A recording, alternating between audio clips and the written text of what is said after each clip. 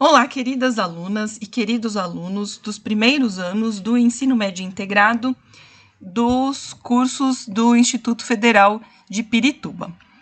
Hoje nós vamos falar das formas do discurso narrado. Esse é um conteúdo que é mais da disciplina de língua portuguesa, mas ele é bem importante para a literatura porque ele vai falar das maneiras como que o narrador passa a voz ou representa a voz dos personagens na narrativa. Em especial, nós estamos falando disso porque lá no final da aula de hoje tem uma característica importante do livro Vidas Secas, que é o romance que nós vamos ler agora nesse quarto bimestre. Então, vamos lá. A primeira forma, de discurso narrado que nós vamos ver é o discurso direto. Como o nome está dizendo, é quando se representa, quando o narrador representa a voz direta da personagem na narrativa. Vamos ver aqui um exemplo do conto A Terceira Margem do Rio, de Guimarães Rosa, que também é um conto que nós vamos estudar neste quarto bimestre. Sem alegria nem cuidado, nosso pai encalcou o chapéu e decidiu um adeus para a gente. Nem falou outras palavras, não pegou matula e trouxa. Não fez alguma recomendação. Nossa mãe, a gente achou que ela ia esbravejar, mas persistiu somente alva de pálida, mascou o beiço e bramou. Cê vai, ou cê fique, você nunca volte. Nosso pai suspendeu a resposta. Espiou manso para mim, me acenando de vir também por uns passos. Temi a ira de nossa mãe, mas obedeci de vez de jeito. O rumo daquilo me animava. Chega que um propósito perguntei. Pai, o senhor me leva junto nessa sua canoa? Ele só retornou o olhar em mim e me botou a bênção com um gesto me mandando para trás. Fiz que vim, mas ainda virei na grota do mato para saber. Nosso pai entrou na canoa e desamarrou pelo remar. E a canoa saiu-se indo, a sombra dela por igual, feito um jacaré comprida longa. Então, aqui, no discurso direto, o narrador ele passa a palavra ao personagem. Nesse conto, A Terceira Margem do Rio, nós temos um narrador em primeira pessoa, estilo narrador testemunha, ou seja, ele conta a história, mas ele não é o protagonista da história. Nesse caso aqui, o protagonista é o pai do narrador, que vai embora numa canoa, Então, aqui o narrador ele está contando do dia que o pai saiu de casa e foi para essa canoa. E nós temos aqui dois exemplos de discurso direto. Então, o primeiro é aqui, o narrador está contando sobre a mãe, e aí passa a voz a ela. Você vai, você fique, você nunca volte. Então, essa é a fala da personagem que é a mãe do narrador.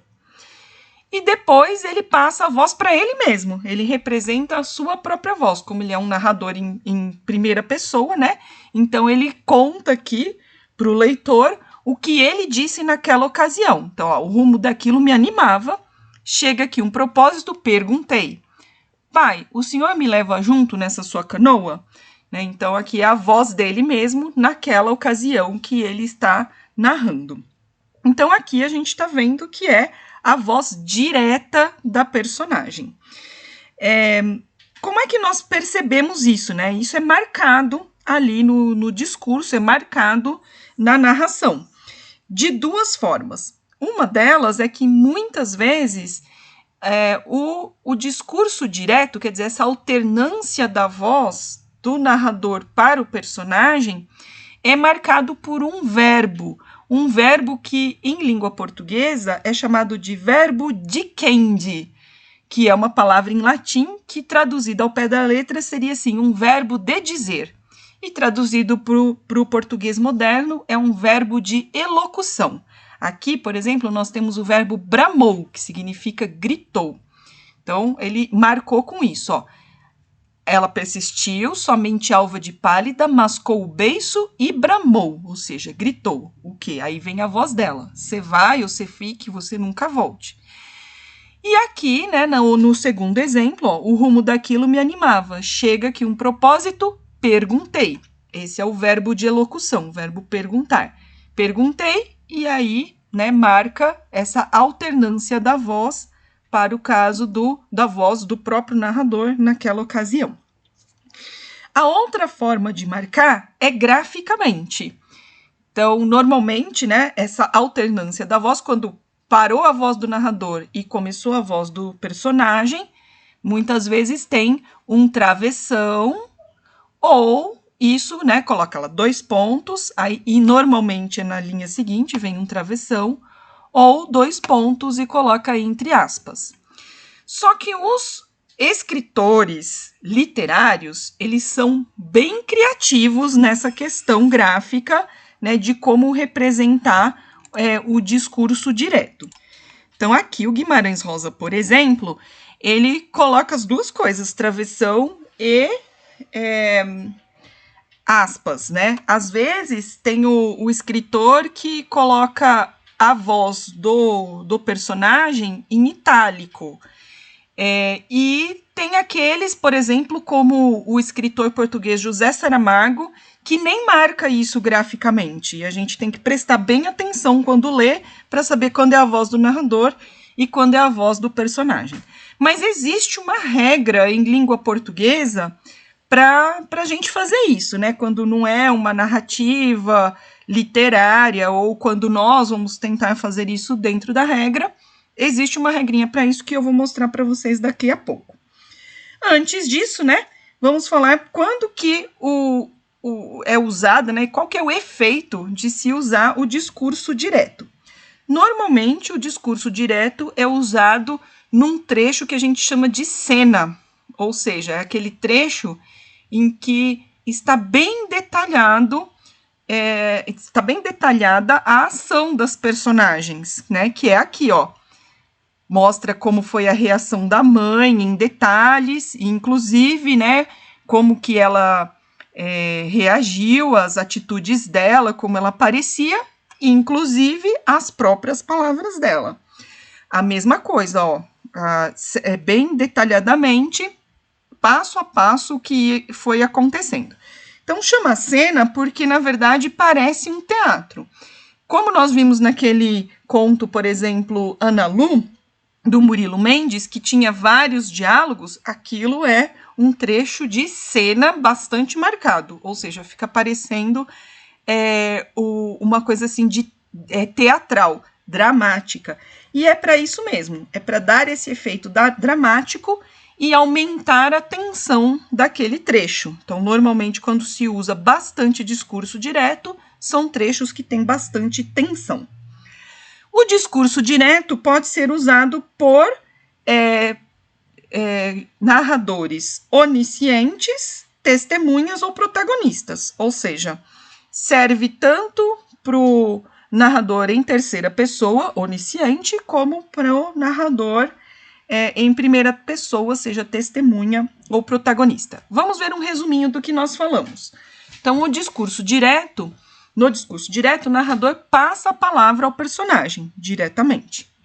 A alternância das vozes, muitas vezes, é marcada por um verbo dicende e, em língua portuguesa, um verbo de elocução.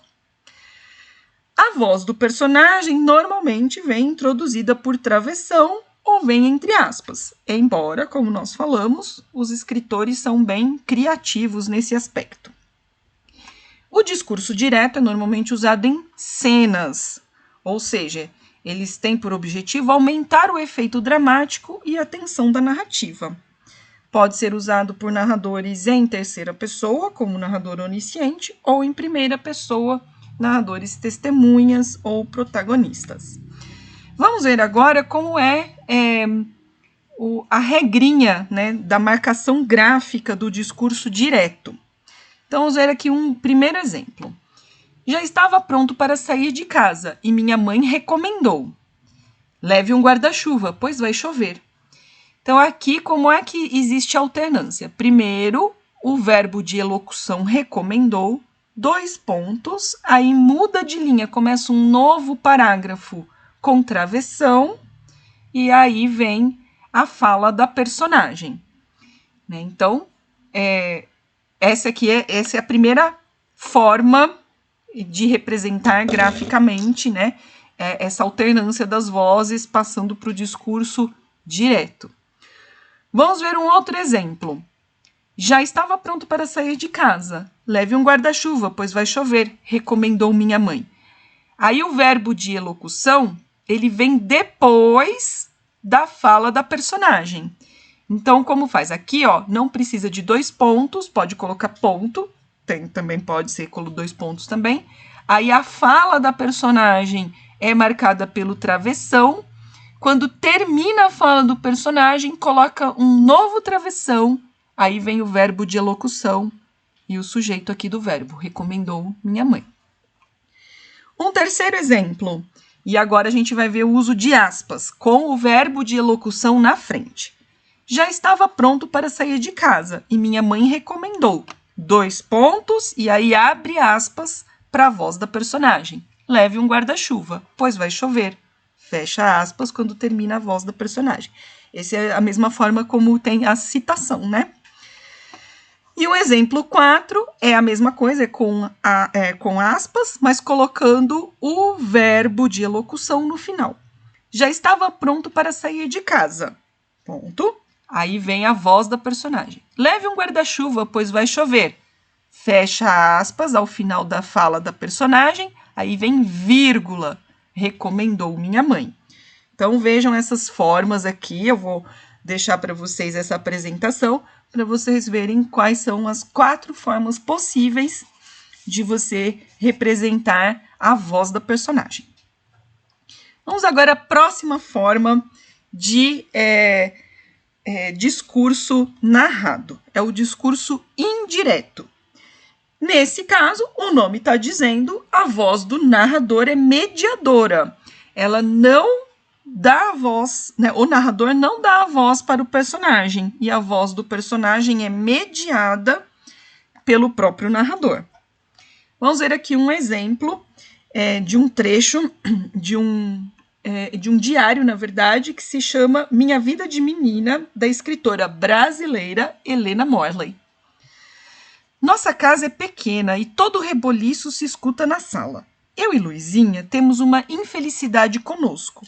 Meu pai não gosta de nos ver rir muito. Mas parece até pirraça, e juro que não é. Quando meu pai está na lavra significa trabalho, só rimos quando há motivo. Mas se ele está em casa, uma não pode olhar para a outra que disparamos no riso. Depois que Joviano está vindo, meu pai recomendou que não ríssemos nem falássemos cá dentro, pois o rapaz ficava de ouvido alerta para escutar o que falávamos e não prestava atenção à aula. Então vejam que a narradora, né, aqui é também uma narradora, nesse caso é uma narradora protagonista, também é uma narradora em primeira pessoa e nesse caso é uma narradora protagonista, ela está contando a própria história, né? Ela não passa a voz ao pai, ela diz para nós, diz para o leitor o que o pai falou. Né? Então, isso é muito comum na nossa fala, inclusive. Né? Então, nós dizemos o que o outro falou sem passar a voz diretamente a esse outro. Né? Então, vejam lá. Meu pai recomendou que... Então, a primeira característica do discurso indireto é que ele também pode usar verbos de elocução. Como o caso aqui, a palavra, né, o verbo recomendou.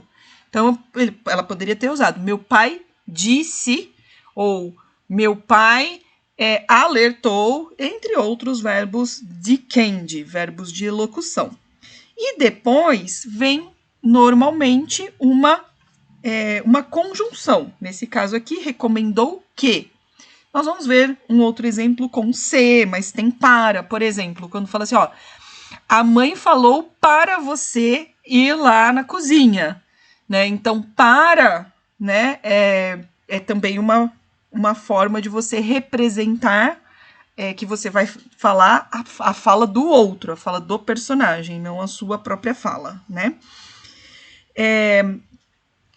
O discurso indireto é mais utilizado em trechos narrativos que nós chamamos de sumário, ou seja, é aquele momento que é ou descritivo ou que as ações, né, os acontecimentos da narrativa, eles são meio resumidos.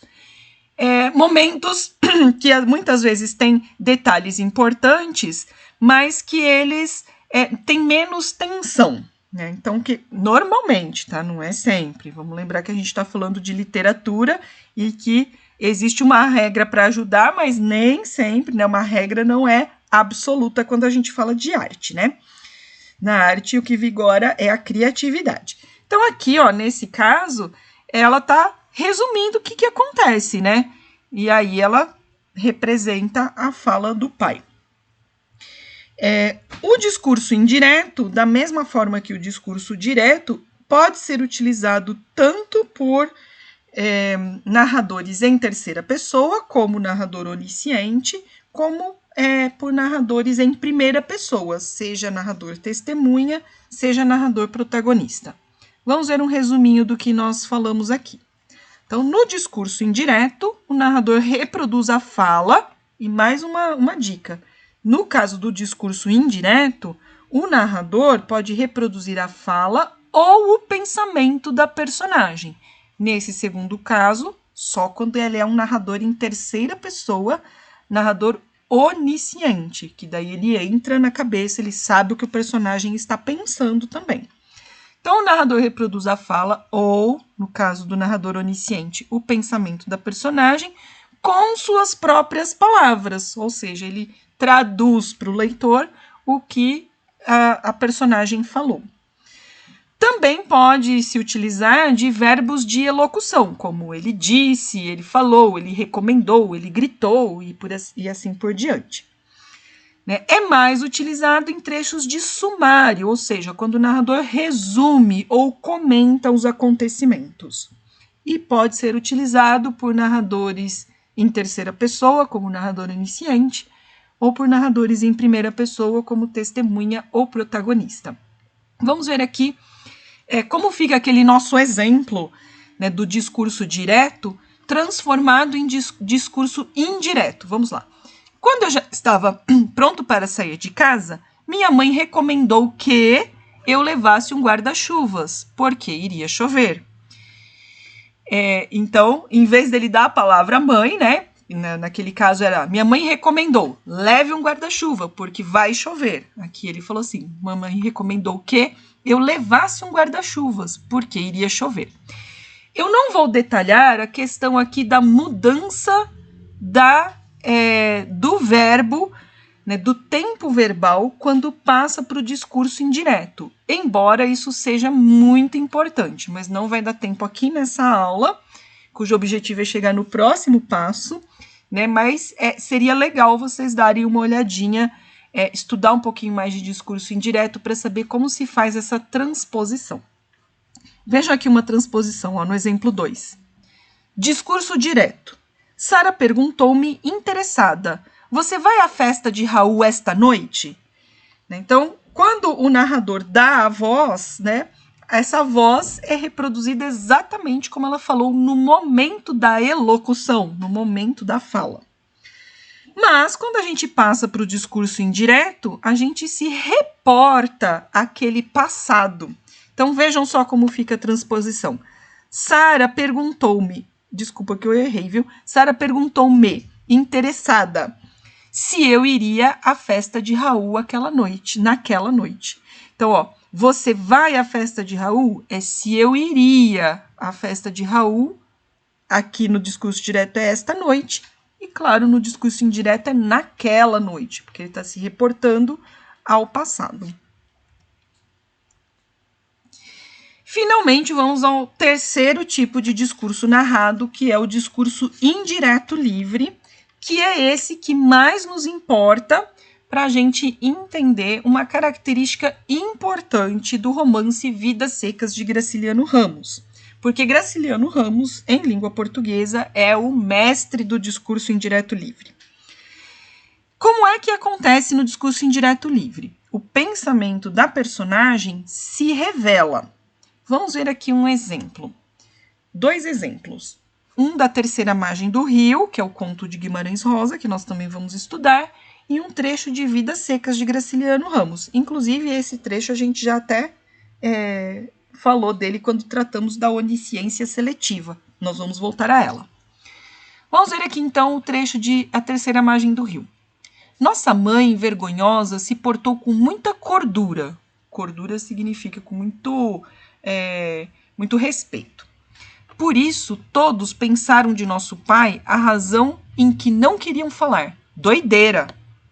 Só uns achavam, no entanto, de poder também ser pagamento de promessa, ou que nosso pai, quem sabe, por escrúpulo de estar com alguma feia doença, que seja lepra, se desertava para outra sina de existir, perto e longe de sua família dele.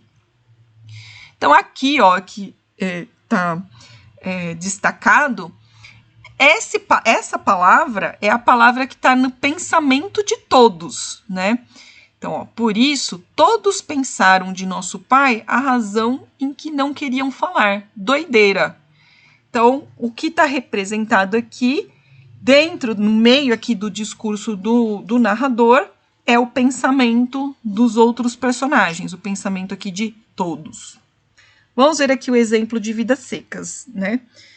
Sinhá Vitória desejava possuir uma cama igual a de seu Tomás da Bolandeira. Doidice! Não dizia nada para não contrariá-la, mas sabia que era doidice. Cambembes podiam ter luxo?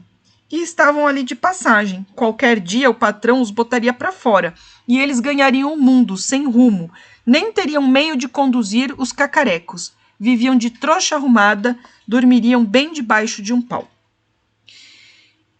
Aqui, na verdade, né, quem está pensando essas coisas, né, tem um narrador, e quem está pensando essas coisas é o personagem Fabiano, né, que em Vidas Secas nós temos os personagens principais são de uma família, o Fabiano, assim, a Vitória, os seus 2 filhos e a cachorra baleia. Então vejam que aqui, doidice ou cambembes podiam ter luxo, né, esses trechos, na verdade, são os pensamentos do Fabiano, não são a voz do narrador. Inclusive, a gente lendo aqui descolado do texto, até a gente fala, isso aqui é um narrador em primeira pessoa, não é um narrador em terceira pessoa. Mas não, é um narrador em terceira pessoa que deixa o leitor entrever os pensamentos da personagem. Bom, aí nós temos, né, muitas vezes quando vocês vão estudar discurso indireto livre, vocês vão ver muitas vezes falar assim, discurso direto e indireto livre é uma mistura de discurso direto e indireto. Pessoalmente, eu não gosto dessa forma de se referir ao discurso indireto livre, porque ela não é precisa. Porque tanto no discurso direto como no discurso indireto, o que você tem é um acesso à voz da personagem, mesmo que no indireto, às vezes, também pode ter o pensamento. Mas você tem a personagem lá representada na narrativa. Você sabe separar exatamente qual que é a voz do narrador e qual que é a voz da personagem. No discurso indireto livre, às vezes isso nem é possível, né? Por exemplo, nos vários trechos de Vidas Secas, a gente se perde um pouco, isso é de propósito, é um efeito proposital, né, de quando é a voz do narrador e quando é a voz do personagem. E a outra coisa é que essa voz não é a da fala. O que é o principal, né, do discurso indireto livre é que ele dá acesso ao mundo interior das personagens. Então, ele não dá acesso à voz, que muitas vezes fala, mas que não dá acesso aos sentimentos, não dá acesso ao que a personagem está pensando. Então, no discurso indireto livre, você não tem voz, você tem pensamento, mundo interior das personagens no meio da narração. Outra característica é que o discurso indireto livre não é marcado como o discurso direto e indireto. Nós vemos que no discurso direto e no indireto existe a marcação, por exemplo, dos verbos de elocução. E aqui no discurso indireto livre não tem marcação, né? Aqui, vem direto, Nosso pai, pensaram de nosso pai a razão em que não queriam falar. Doideira. Ou, Sim, a Vitória desejava possuir uma cama igual a de seu Tomás da Bolandeira. Doidice. Então ele não diz, ele pensou que era uma doidice, né? Então não tem marcação nenhuma. Por isso que muita gente fala que se funde, né? Então funde, é misturada a voz ou o pensamento, a voz do narrador com o pensamento da personagem. E precisa de uma leitura atenta para a gente conseguir perceber o que é do narrador e o que é da personagem. Nem sempre a gente consegue, viu? Normalmente, o discurso indireto livre é usado em trechos de sumário, porém, ele confere dramaticidade, tensão aos momentos, né, esses trechos de sumário. Outra característica é que o discurso indireto livre, ele necessariamente é usado por um narrador onisciente, de forma a mudar esse estilo de narrador. Então, é o narrador onisciente, que é chamado de onisciência seletiva. Quando ele faz isso, quando ele dá acesso ao mundo interior de apenas um personagem na narrativa, ele é chamado simplesmente de onisciência seletiva. Mas quando o narrador ele dá acesso ao mundo interior de várias personagens ao longo da narrativa, como é o caso do narrador de Vidas Secas, você chama de onisciência seletiva múltipla. Vamos fazer um resumo. Então, no discurso indireto livre, o narrador funde sua voz com o pensamento da personagem ou das personagens. Em geral, a passagem não é marcada, é direta, sem qualquer sinalização. Então, a alternância da voz do narrador com o pensamento da personagem é sem marcação, é diretamente. É usado para dar dramaticidade aos trechos de sumário e para dar acesso ao mundo interior das personagens. O narrador que se utiliza do discurso indireto livre é a onisciência seletiva ou, se ele faz isso com várias personagens, a onisciência seletiva múltipla. Vamos ver aqui aquele nosso exemplo lá do guarda-chuva de 3 formas. Então, aqui a gente tem um narrador, na verdade, em primeira pessoa, né? Já estava pronto para sair e minha mãe recomendou. 2 pontos, travessão, discurso direto. Voz da mãe. Pegue um guarda-chuva, pois vai chover. Aqui, discurso indireto na segunda frase. Já estava pronto para sair e minha mãe recomendou que eu pegasse um guarda-chuva, pois iria chover. Agora, quando a gente vai transferir para o discurso indireto livre, não pode ser uma narração em primeira pessoa, tem que ser em terceira pessoa. Ricardo já estava pronto para sair. De repente parou, voltou e pegou um guarda-chuva. Poderia chover mais tarde. Aqui, na verdade, não tem mãe, a gente tirou a mãe e a gente tem acesso direto ao pensamento do Ricardo. Vamos ver de novo. Ricardo já estava pronto para sair. De repente parou, voltou e pegou um guarda-chuva. Poderia chover mais tarde. Então, esse poderia chover mais tarde é uma fusão do pensamento do Ricardo, que é o personagem, com a voz do narrador. Pessoal, nós vamos ver isso mais lá na frente, principalmente quando estudarmos Vidas Secas, tá bom?